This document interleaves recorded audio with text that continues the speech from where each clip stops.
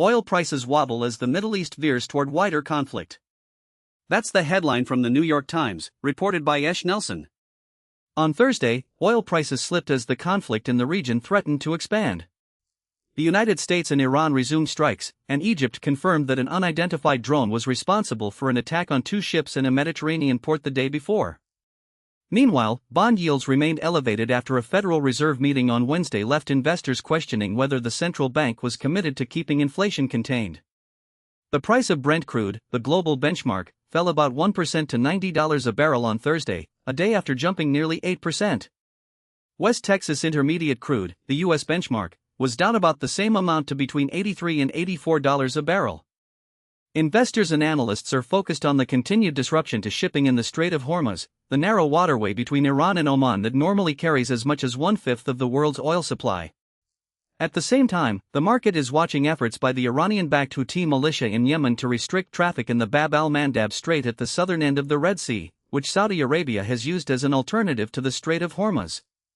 U.S. government borrowing costs stayed elevated on Thursday as investors seemed concerned about whether the Federal Reserve would be fully committed to bringing inflation down to its target.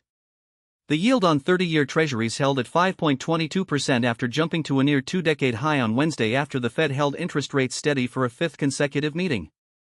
3 Fed policymakers dissented from the decision, voting to raise rates.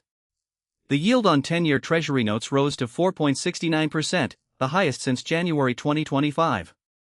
Ellie Henderson, an economist at Investec, wrote that the reluctance of Fed Chairman Kevin Warsh to send a clear policy signal also made the messaging somewhat muddled at times. Short-term yields fell as traders reduced bets of rate hikes this year, but long-dated bonds rose. The Bank of England held interest rates steady on Thursday as policymakers warned that inflation was likely to re-accelerate later this year because of the rise in energy prices. The bank said the impact of the energy shock on the UK economy remains uncertain. 3 out of the 9 members of the rate-setting committee voted to increase rates. Futures on the S&P 500 were higher, pointing to an increase when stocks resumed trading in the United States on Thursday. Stocks in Asia were mixed, with indexes in South Korea and Taiwan, both heavily exposed to recent volatility in semiconductor stocks, showing divergent moves. That's the latest from the New York Times. Thanks for listening.